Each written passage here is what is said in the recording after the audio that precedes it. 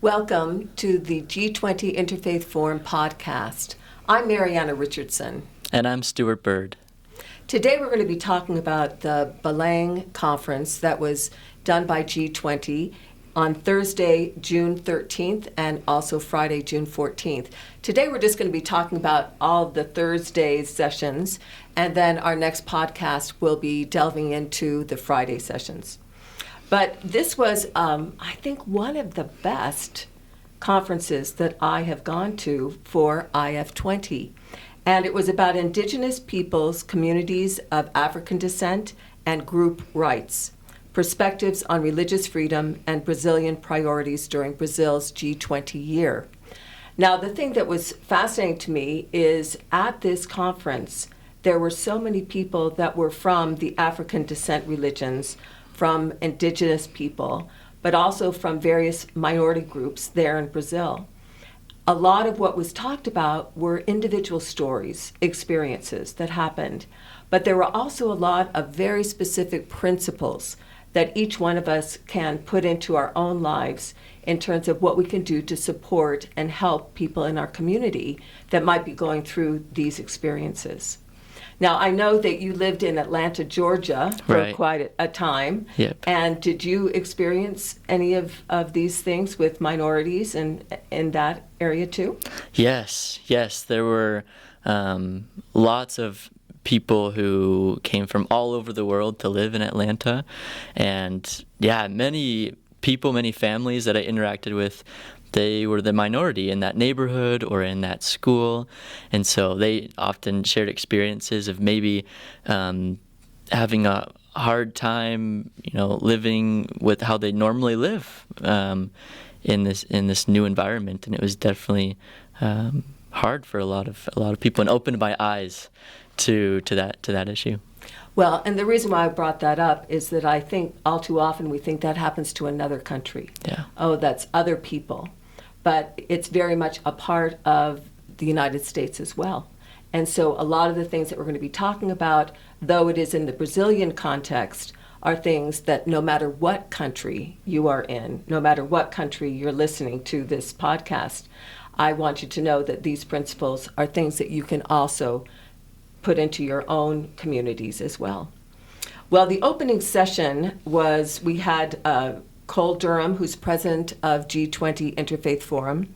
We had Rodrigo Vitorina Souza Alves, who was the chair of the local organizing committee for G20 Interfaith Forum, but he's also a law professor who has started a center for freedom of religion there in Brazil. We had Nick Miller, who's the president of the International Religious Liberty Institute at the Washington Adventist University in Washington, D.C. And then we had Iya Gilda, she is the general coordinator for religious freedom at the Ministry of Human Rights and Citizenship in Brazil. And I loved her comment because she said that she was here body and soul to talk about religious freedom and respect for diversity, which combine and foster a culture of peace. And that was the overall concern and thought that was brought over and over again, was how can we bring peace? How can we help each other to be able to feel peaceful and a part of our government and our state?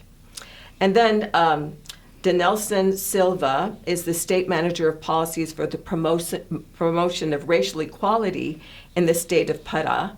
And Pará is the state where Belém is. And I know we were talking about how to say the city's name. Yeah. Most people here in the United States would call it as what?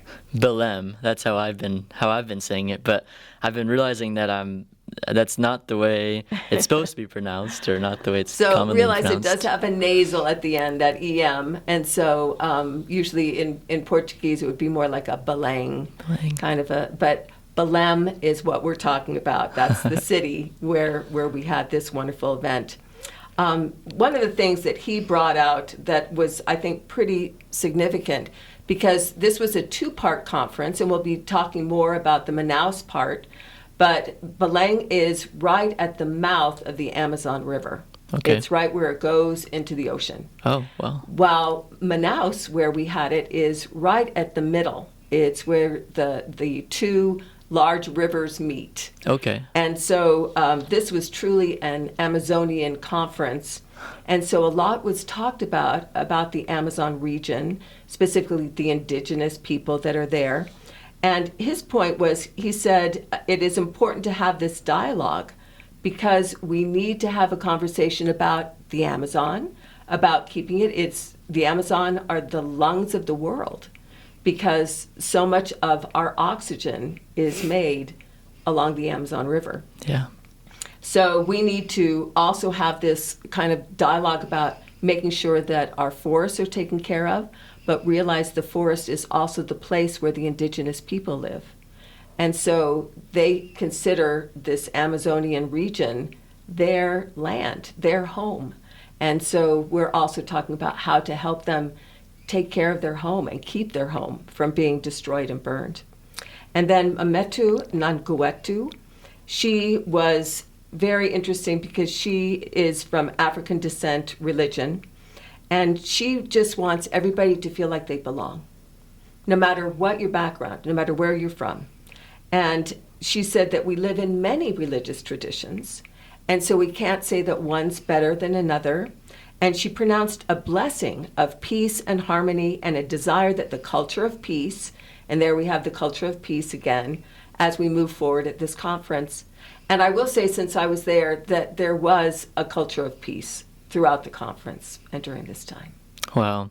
That culture of peace is so needed. Oh, I agree. So in this needed. divisive world. Yeah. It's true. Wow. Amazing.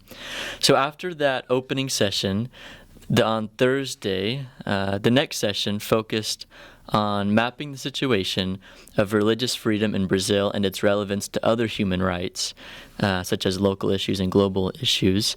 And in this session, the topic was focused on the history of how the country of Brazil is progressing in its journey and embracing religious freedom.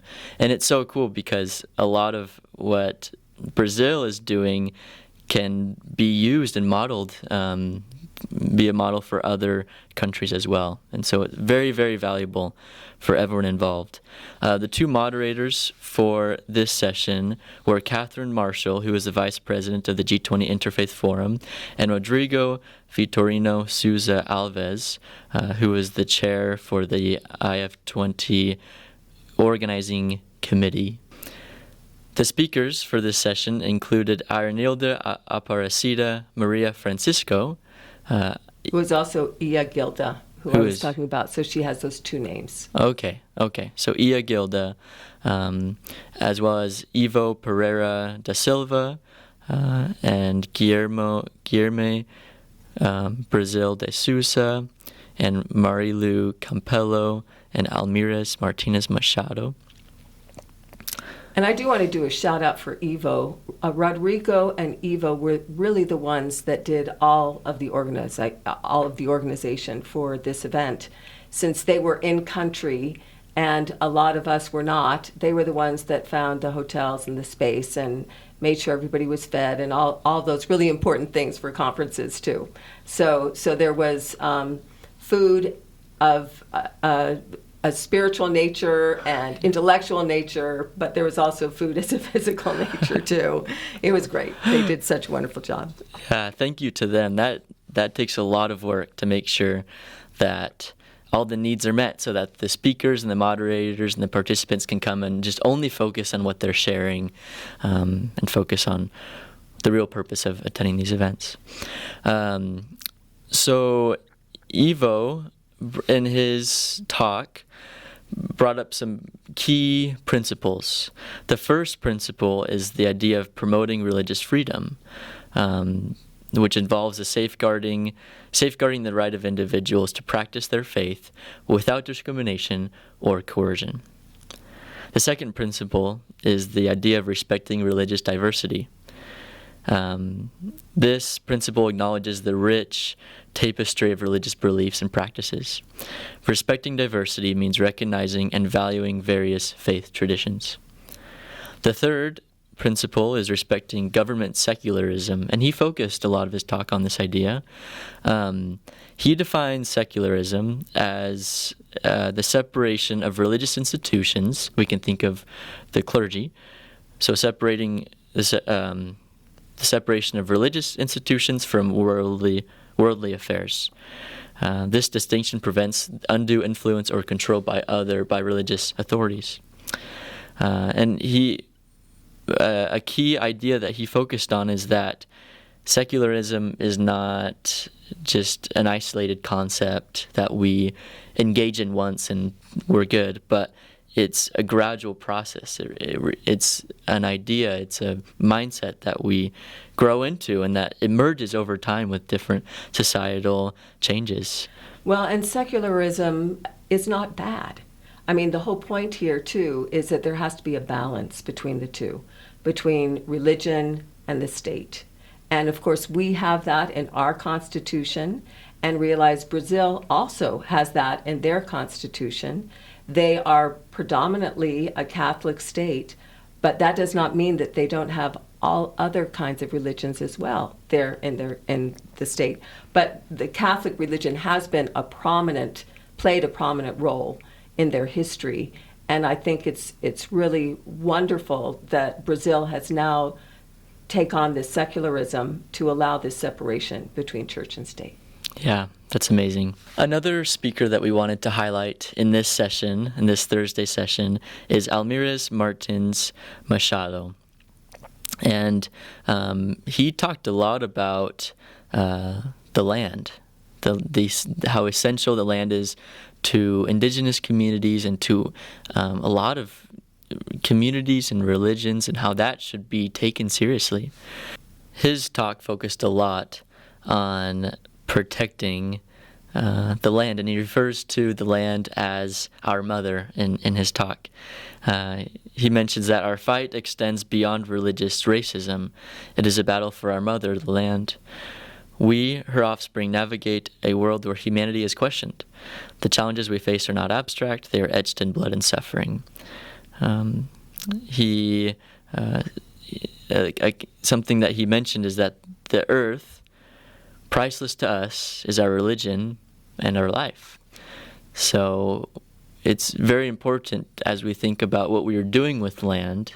Are we harming someone else's ability to worship and to be able to live a full life? And that's something that we should really be thinking about. Well, that was really a theme, too, of this conference, was that connection, that religious connection between people and the land, and how we have to remember that there is a religious context to our beautiful world that we live in, and that we don't forget that. That's one of the themes that was talked about over and over again. Another thing that I wanted to talk about just for a moment in this section was Guilherme Brazil de Souza did talk about present-day law cases in Brazil that highlight the importance of allowing and promoting religious diversity in Brazil. For example, there was a law case recently that gave accommodations for different Sabbath days, like taking Saturday off for a Jewish people of the Jewish faith. And there's also a famous case of Mai Gilda that illustrates a movement against religious intolerance that gained prominence in the Brazilian right movement. And so this idea that, intolerance for other religions is really being stamped out in Brazil. They're really trying to do everything they can to make sure that people truly do embrace religious diversity. Yeah, that's amazing.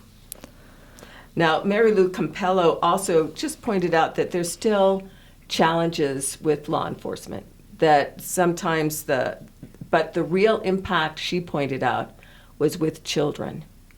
That oftentimes we don't think of how this intolerance affects children. So if a child is at school and is made fun of because of a religious practice, or if a child is made fun of because of clothes that they wear that are religious in nature, that these also affect the child in terms of his faith, but also in terms of the way he views his government and the place that he lives, in terms of their tolerance for his beliefs. Wow. Yeah, and that it's can be seen how that's very important, because your childhood years are so important to your core beliefs and your core values, so that those years need to be protected as much as possible. Another term that was brought up over and over again, I know Almides Martins Machado talked about this, is the idea of religious racism. That basically these African descent religions have been the target of a lot of intolerance, especially up in the north of Brazil. And so this is something that, too, he brings out, that he says, we must make sure that our intolerance isn't because of race, that we're not having problems about a religion and have it really be underscored by a deeper, racism issue. Yeah. Now, session 2, we talked about protecting religious sites and heritage of traditional peoples and communities. Now, just to put this in context, especially in Brazil, with the African descent religions, they oftentimes have shrines, and these shrines are oftentimes in homes.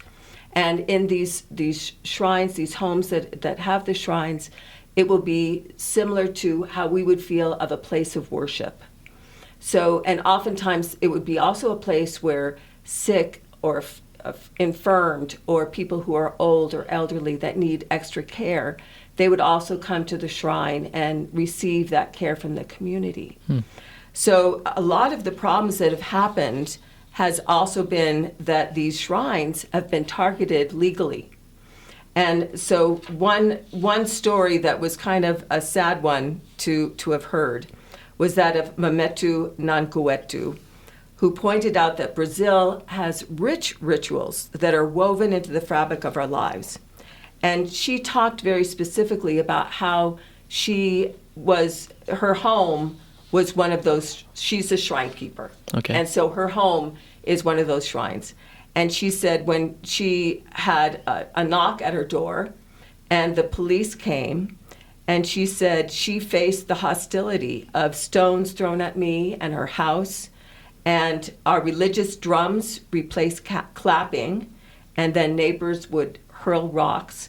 And because of the drums that are part of their religion, they would be told that they have to stop because of noise ordinances. Oh.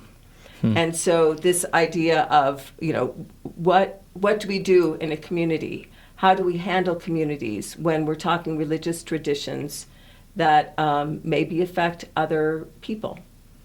And so she talked very much about how even things like religions escape taxation, but she said, my religion doesn't escape taxation. How is that fair? Yeah. Some other things that were talked about in this space was, which I thought was really interesting, Christine Alves Bastos. She said, our shrines are sacred places, and they're rooted in our African descent, and these are sometimes attacked. Our faith is frequently misunderstood, but she said her faith emphasizes love, fairness, and democracy. And oftentimes, this African descent religion would be said to be worshiping demons. And she said that is the opposite of what we do in our religion. And so she invited all of us to be change agents, to build bridges of cultural support rather than polarization. And I think we see that a lot in our modern society, this polarization where it's all about me rather than thinking about the community and how I can help the community. And then the other one that I wanted to point out was Peter Francois. He is a professor at Oxford University, and he specifically is an anthropologist, and he had a very interesting historical perspective on this issue. He said there are 3 key factors to talk about. He said, first, religious demography, understanding the distribution of religious groups within a society, and then understanding existing literature and indexes. So looking at research and metrics to understand what intolerance is really happening. All too often we can look at one incident and say, oh, the whole nation is having a problem. Yeah. Where that is not the case, especially not in Brazil. As Yeah. we've talked about, Brazil is doing so many wonderful things. Yes, there might be isolated cases, but in every state, there are going to be cases. Yeah. And so he said, let's make sure that we find out exactly what's happening. And then societal pressures, analyze how various societal forces interact and influence in this religious dynamics. For instance, like that story I just told you, where you have the noise ordinance on one hand, but you also have these drums that are a part of their religious services. So how do you balance those two when you're talking about a community? And his point was collaboration and partnership is the basis of making sure that everybody exists in this culture of peace, which, like I said, is something that was talked about over and over again.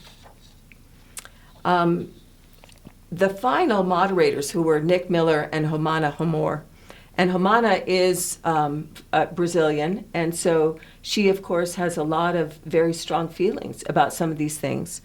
And there were three main points that they got from this discussion. The first one was the importance of protecting sacred spaces. The idea that people would burn prayer houses or shrines, that is something that a state should not allow. Yeah. And these spaces hold not only religious significance, but also stories and their culture. And so we must also realize that that is sacred too. And then we must also look at the connection of nature. And we talked about this, that religion and nature do go hand in hand, especially with many of these religious traditions of the indigenous, but also African descent. And then defining religion, but also embracing the secular, this idea of secularism, which we already talked about, that balance between, governmental law and religion, and how we have to make sure that the two are separate, but we also have to make sure that religion is safe from other people and intolerance.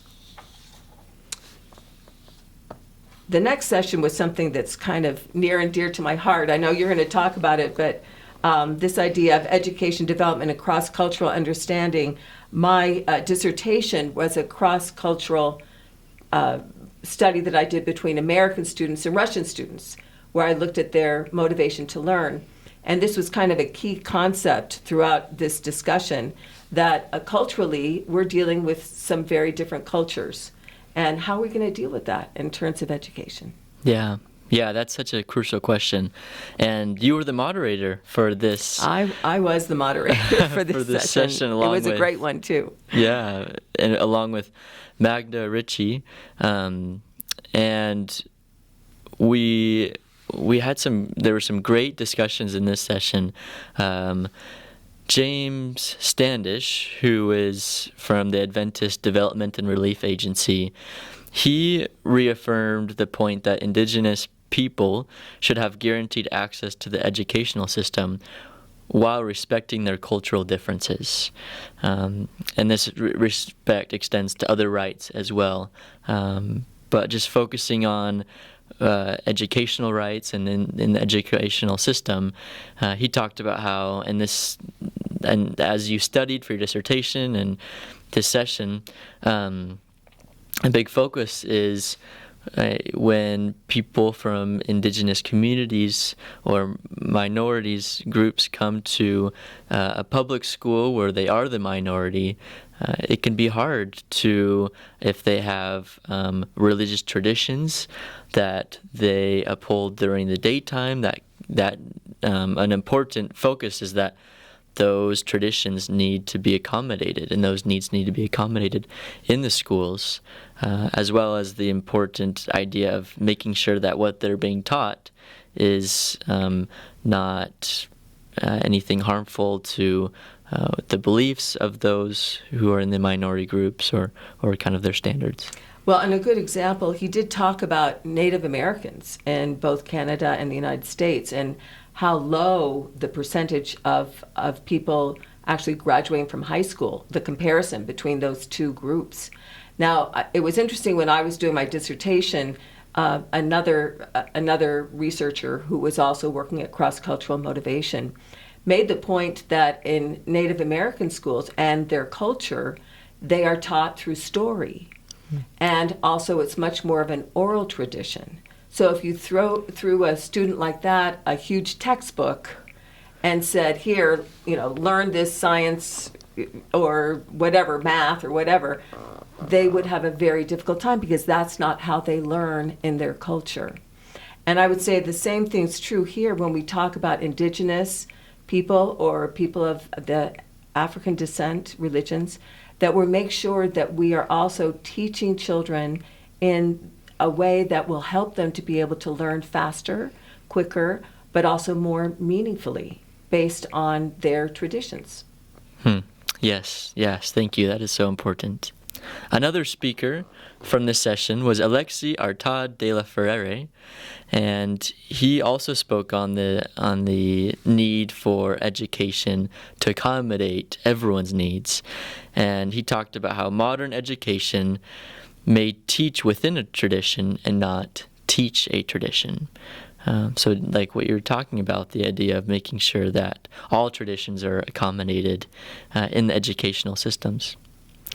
Well, and this idea of human rights are made for individuals, so that individualism, but it becomes necessary to imagine them in the perspective of the collective, the community. And so this idea of, humanism versus collectivism is definitely also an issue when we're talking about education. How do we handle the individual needs of a student, but also how do we take care of the collective? Yeah. So as a teacher, I want to help each and individual student, but on the other hand, I have a whole classroom. So how am I going to balance between those two? And that is the problem of education in general. I don't care what age group you're teaching. That is definitely an issue that we have to constantly be thinking and talking about in education. Yes, thank you. Another speaker in this session was Kessia Barreto. She is the director of the National Association for Muslim Lawyers in Brazil. And she gave a great talk about her experience. Kessia identified herself as a Black Muslim woman and shared some experiences that she's had. And she specifically talked about how in identification photos for national documents, she has been asked to remove the veil for those. And she shared how that's hard. That's hard for her and other Muslim women. And she used that story to talk about how discrimination exists, and it's still something that we're working on and working toward creating even more peace and accommodation. Well, I completely agree with her impassioned plea. I mean, and it was impassioned. It was something that she had felt, she had experienced, and that's one of the reasons why I really liked this conference, because it did bring it to the personal and helped us understand how it affects an individual when that happens to them. And Catherine Marshall, who was, like I said, one of the people that spoke at the very end, she did highlight one of the things that Catherine feels so strongly about is education. But she also feels strongly about what's happened since COVID. One of the things that she brings up often in her discussions about education is how COVID affected young people in general in terms of their education, or lack thereof because of COVID. Yeah. And so the concern that she has is, what are we going to do to change that? And how are we going to make sure that those children make up for those last years that happened during COVID? Now, you lived through COVID education. Where were you during COVID? Were you still in high school? Yeah, I was a senior in high school. Yeah. So how did that affect you? So it was actually right at the beginning of my tennis season, and so Tennis didn't happen. tennis didn't happen. That it's hard when it's your senior year and you're Yeah. excited to finish off your high school year strong, and so yeah, we didn't. Everyone stayed home, and we still had education. Luckily, a lot of my high school, a lot of the educational system was already using a lot of online platforms, and so that was able to be continued. And with the use of Zoom and more platforms were introduced to make sure that I was able to continue my education. But I do think that the quality of my education definitely decreased just because people. It wasn't the same. It wasn't the same. Yeah. Same. And it was not something that we were necessarily prepared for, just because it was so unexpected. And so I can see how that is a concern and how that is a real issue. Well, and I think that when we go back to communities in education, there is so much inequity, in terms of communities in education. You have, the wealthy who will always make sure that their children are well educated.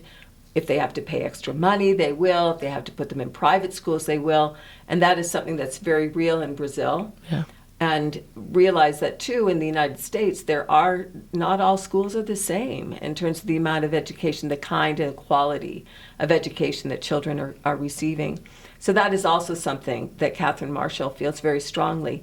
What can we do to make it more equitable?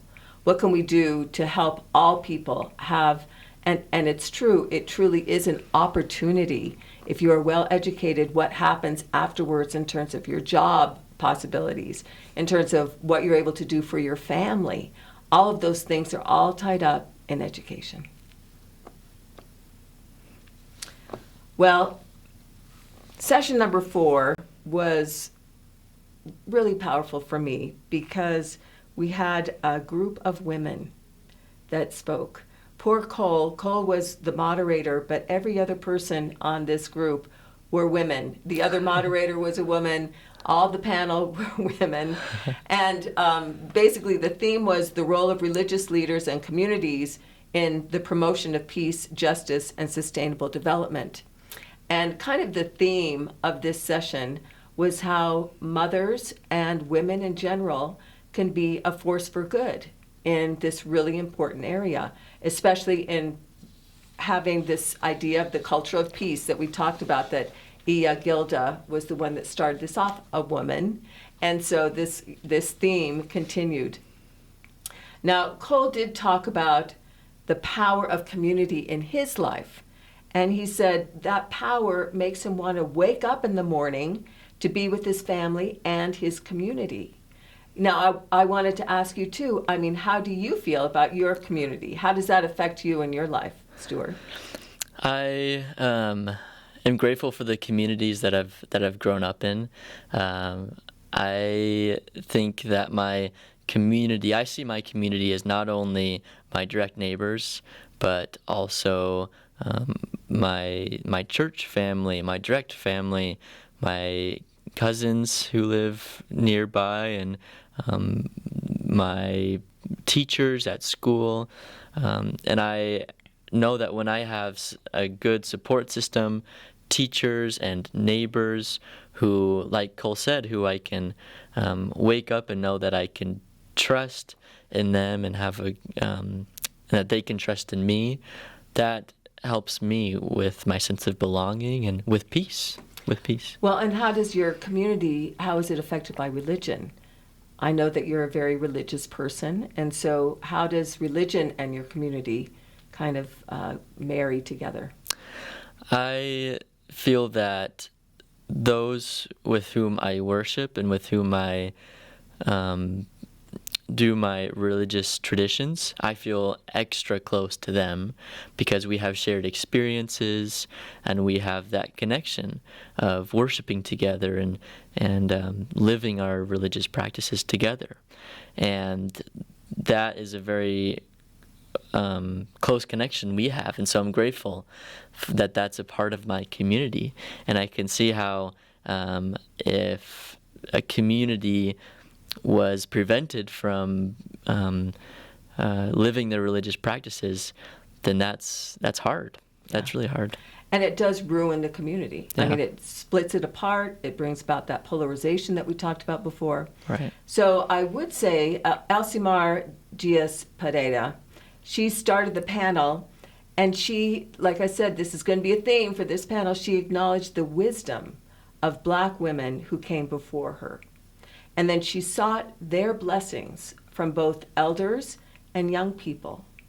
And I love this expression of gratitude to her community and how her ancestors had, in a very real sense, made her who she was in terms of the things that she loved, her perspective on life. And she talks about that the perspective of traditions and needs of Black people, along with the importance of national and international efforts for racial and gender equality, were things that truly were impactful for her and in her life. She called for joint perspectives and action, and specifically talked about specific issues that are with marginalized groups.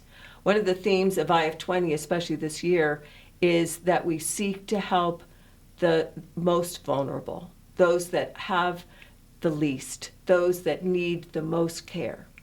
And so she talks very specifically about women and children oftentimes lack a voice when it comes to some of these relevant problems in their lives. So they are the ones most affected by some of these issues and problems, and yet they are oftentimes the least voice, the one that nobody listens to, right, in the crowd. Isabella Dario expressed also gratitude, and this was a theme. All of them expressed gratitude for their ancestor mothers, and she acknowledged their role in her life. She works on cases, so she's a lawyer that works on cases related to freedom of religion and belief in Brazil. And she advocates for liberty in religious practices. I mean, that is what she does full time. Wow. That's But awesome. she also advocates for children, and that's her other passion in the law. And then Andrea Leticia Carvalho Gomes, she has been deeply involved in this significant struggle of conflict with religiosity and law. And in 2017, she also was a wonderful researcher. She engaged in initiatives that the government started related to human rights and political transitions. And I think this is fascinating. It goes back to Peter's comment, how important it is that we do research, that we really understand how big the problem is. Because all too often when we dig under the covers, it's much darker than we had any idea that it was. Yeah. Hopefully, maybe sometimes we'll find out that it's brighter than we thought. Yeah. But she also pointed out she was a first-time mom. She actually brought her little son with her to the conference. He was just adorable. But she talked about how mothers play a crucial role in harnessing the force of collective action. Yeah. So mothers can work together to be able to change some of these problems. And their knowledge spans spaces where sometimes men don't go, for instance, the home, in terms of religion, all of these things that oftentimes a woman is the heart of a home. And so they are just more in tune to what's happening in these spaces. And finally, the last to speak was Rachel Miner. And Rachel talked about two different stories of how mothers banded together to fix a major governmental problem. Rachel Miner talked about the Bosnian mothers of Srebrenica who survived the genocide of 1995. And they rebuilt their community, and they did it together. They did it as women, as religious leaders. They understood two things. First of all, the dignity of life, and that mothers are matriarchs of religion and an extension of society. And so they, even though they had gone through such atrocities, they decided to rebuild in a positive way their society. The second one is she talked about what happened in the Sudan. The mothers of Libya played a huge role, a pivotal role, in stopping one of Libya's deadliest civil wars. And basically, they put peace, stamped it across the city, and then as mothers, they pushed for political change. And they also got other mothers across the border. Women from Ghana also banded together to promote peace, and as women, they stopped a war. And I love these two stories because we are facing, as she brought out, disturbing trends toward genocide. And whenever we have the problem of genocide, women and children are the ones that are most affected. And so she said, this is so important that we, as women, also become a strong voice in this culture of peace. A matter of fact, as we conclude this wonderful talk together, this podcast, I did want to just kind of add, she gave everybody some homework. And what she had each one of us do, she said, I want you to write down something that you can do today to promote a culture of peace in your community. Wow. So I put that invitation out to all who are listening that you will take a moment after listening to this podcast and write down something that you can do to make a difference. And it doesn't have to be a big thing. You know, what are some of the things that you think that you could do to promote a culture of peace, Stuart? That's a great question, and it's something that I will think more about. But just based on what we've talked about, what we've learned from this session, I can make sure that everyone who I come in contact with, everyone in my circle who I know, feels equally included in everything that I do. And if I'm ever having a conversation, that I always consider their needs, and I always think about them and make sure that everyone's needs are accommodated and everyone feels belonged and included. But this is something that I'll need to think about more. What are more ways that I can promote peace in my circle of influence? Well, as we conclude today's podcast, I just want to say I hope that you have learned about the culture of peace through this podcast, but also very practical stories of people who have been harmed because of religious racism, but also ways individually we can help heal people who have dealt with this. So we look forward to having you come next time where we talk about the second day of our Belém conference. Thank you for joining us.